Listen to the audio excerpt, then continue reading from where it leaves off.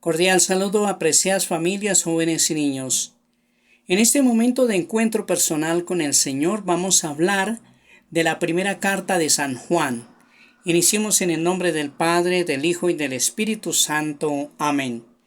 La primera carta de San Juan consta de 5 capítulos, 105 versículos. Con el pasar del tiempo, las comunidades que un día habían nacido de la predicación apostólica empezaron a verse confrontadas con otras doctrinas e interpretaciones de la fe cristiana que amenazaban con distanciarlas de las verdades recibidas de los apóstoles, en particular entre las iglesias de Asia Menor. Gracias al influjo de algunas filosofías griegas, empezó a circular la idea de que Jesús, siendo Dios, no podía ser plenamente humano al mismo tiempo. A los promotores de tales ideas, la primera carta de San Juan los llama anticristianos y les recuerda que el mismo Jesús, que existía desde el principio junto al Padre, es la palabra de vida que se hizo visible y de la cual dan testimonio quienes la han oído, la han contemplado y la han visto con sus propios ojos. Primera carta de San Juan, capítulo 1, del versículo 1 al 2. Por eso, creer en esta palabra hecha carne implica también darle sí a través de obras de amor que se ven, pues el que no ama no ha conocido a Dios, porque Dios es amor. Primera de San Juan, capítulo 4, versículo 8. Esquema importante para leer la primera carta de San Juan. Prólogo, exhortación a vivir en la luz, exhortación a vivir como hijos de Dios, exhortación a vivir en el amor y resumen final. Datos generales de la primera carta de San Juan. La primera carta de San Juan fue escrita alrededor del año 100 después de Cristo. Se desconoce su autor, pero los estudiosos creen que se trata de un cristiano de la comunidad del apóstol San Juan. Esta carta fue recibida por la comunidad de Éfeso. La primera carta de San Juan tiene mucho en común con el Evangelio según San Juan. Por ejemplo, la carta comienza aludiendo al prólogo del Evangelio, en el que se habla de la existencia del Verbo desde antes del mundo. Ambos textos usan también el contraste entre la luz y las tinieblas y enfatizan la importancia de caminar en la luz. Todo esto da a entender que los dos autores se formaron en la misma comunidad que nació de la predicación de San Juan. Ahora bien, como lo manifiestan los escritos, en esta comunidad de San Juan siempre se enfatizó la divinidad de Jesús al tiempo que se afirmaba su humanidad. Pero con el paso del tiempo, algunos empezaron a decir que tal Mesías Dios no podría ser también un ser humano propiamente.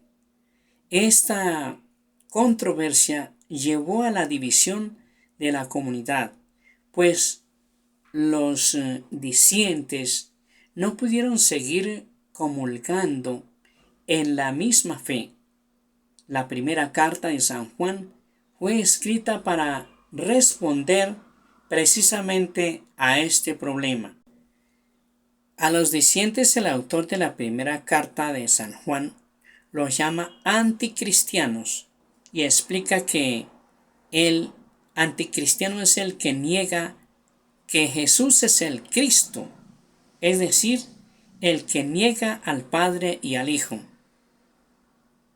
Primera carta de San Juan, capítulo 2, versículo 22.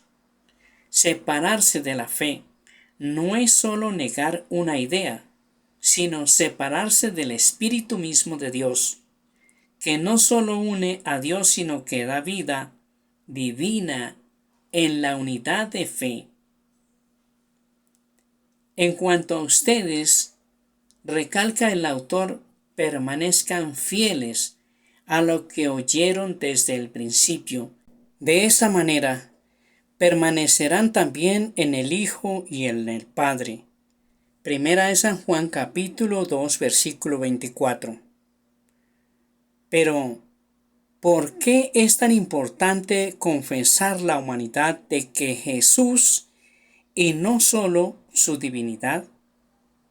Esta pregunta, que ha aparecido en muchos momentos de la historia de la Iglesia, fue respondida de forma excelente por el autor de esa carta.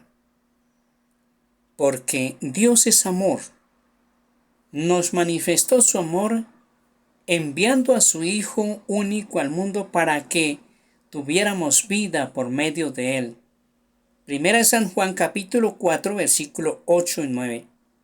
En otras palabras, negar la humanidad de Jesucristo es negar también el misterio mismo del amor de Dios, que es entrega concreta, sacrificio, donación total. Negar la humanidad de Jesucristo es convertir la fe en una abstracción que no solo nos separa del amor concreto de Dios, sino que nos separa de los demás. En cambio, continúa el autor, si creemos que Dios nos amó tanto, también nosotros debemos amarnos los unos a los otros. Nadie ha visto nunca a Dios. Si nos amamos los unos a los otros, Dios permanece en nosotros y el amor de Dios ha llegado a su plenitud en nosotros. Primera de San Juan capítulo 4 versículo 11 y 12. Para gloria del Padre, del Hijo y del Espíritu Santo, el Señor nos bendiga y nos guarde de todo mal, nos conceda la gracia de vivir en su paz y su amor, y nos guarde para la vida eterna, en el nombre del Padre, del Hijo y del Espíritu Santo. Amén.